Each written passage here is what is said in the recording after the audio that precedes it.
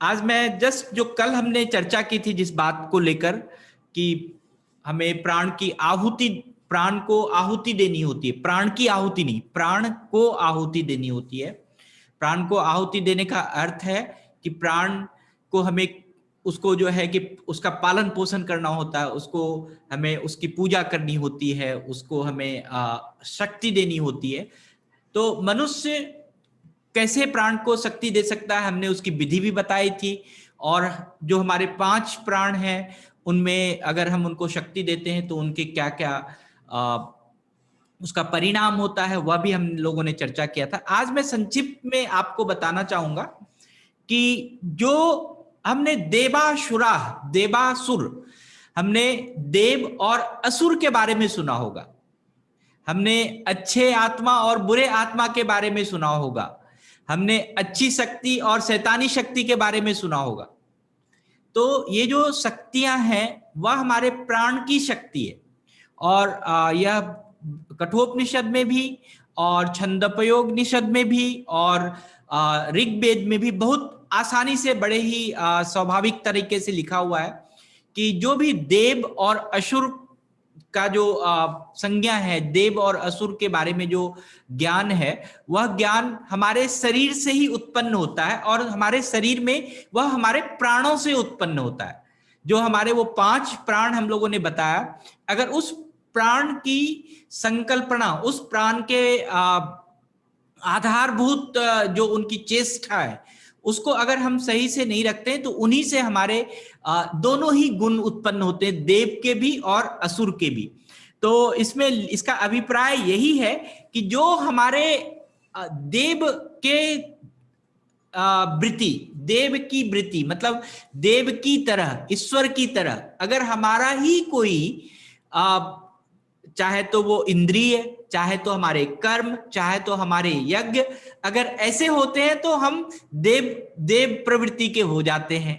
और अगर हमारे जो भी इंद्रिय, हमारे जो भी मन, हमारे जो भी प्राण की प्रक्रिया है, वह अगर असुर के प्रकार से होता है, अगर दैत्य की तरह होता है, अगर शैतान की तरह होता है, तो हम शैतान हो जाते हैं।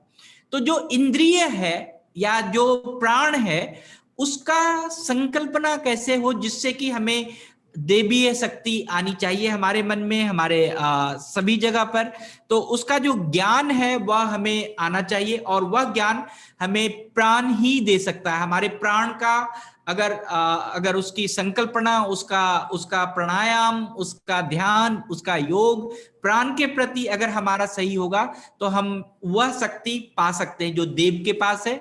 और अगर हम प्राण की परिकल्पना, प्राण का जो प्रतिहार है, वह अगर हम सही तरीके से नहीं कर सकते तो हमें असुर शक्ति भी आ सकती है, शैतानी शक्ति भी आ सकती है।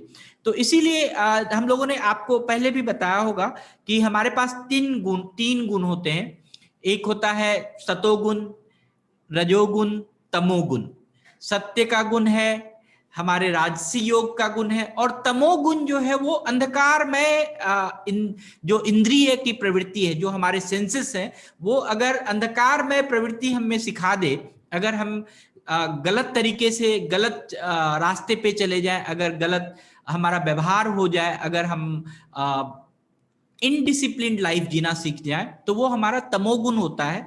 और उस तमोगुण से ही हमारा जो विवेक रूपी जो शक्ति है वह नाश हो जाता है।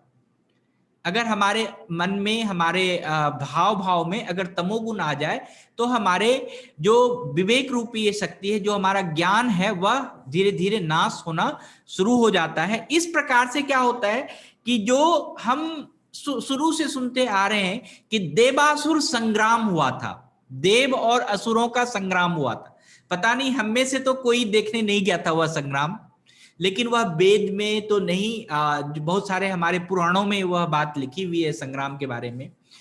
वेद में अभी तक जितना मैं अभी जान पाया हूं वेद को, वहां पर कहीं इस तरह की विवेचना नहीं है। लेकिन वेद में जो विवेचना है देवासुर संग्राम की, वह आपके इस मनुष्य के अंदर के ही जो संग्राम चलते रहते हैं अच्छे प्रवृत्ति और बुरे प्रवृत्ति के बीच में, जो हम वहापोह की जिंदगी जीते रहते हैं कि अच्छा करें या बुरा करें। अगर हमें कहीं 10 रुपये फायदा मिल रहा हो और हमें झूठ बोल के मिल रहा हो तो क्या हम ले लें या नहीं ले लें?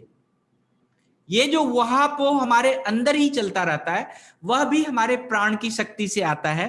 तो मैं आज ये प्राण की शक्ति से जो ये धर्म या अधर्म, विवेक का बोध होना या प्राण की विशुद्धि होना, इन सब के बारे में जो मैं बात कर रहा हूं, मैं कल आपको बताने वाला हूं कि प्राणायाम ही हमारे प्राण को शुद्ध कर सकता है। हमारे सांस लेने की प्रक्रिया जो है ये शुद्ध कर सकता है। हमारे अंदर की देव और असुर की जो प्रवृत्ति है वह हमें चूज करने में, उसको पसंद करने में हमें सहायता कर सकता है कि हम देव की प्रवृत्ति में जाएं या असुर की प्रवृत्ति में जाएं।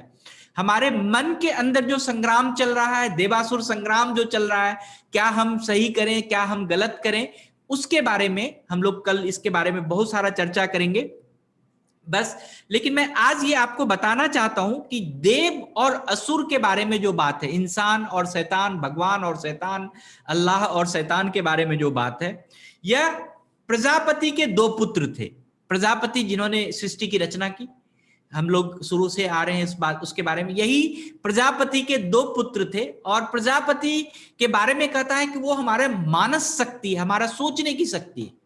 तो ये हमारे शरीर से, हमारे मन से ही उत्पन्न होता है, दोनों ही देव और असुर की परिकल्पना। और इसके बारे में हम लोग और भी आगे देखेंगे कि इस जो हम अगर ज्ञान की उपासना करते हैं, अगर हम ब्रह्म की उपासना करते हैं, अगर हम शास्त्र की उपासना करते हैं, अगर हम विशुद्ध रूप से इंद्रिय की उपासना करते हैं, तो हमारा जो देव रूपी गुण है वह हमारे अंदर अपने आप विकसित होने लगता है। सो आज के लिए इतना ही। So thank you very much.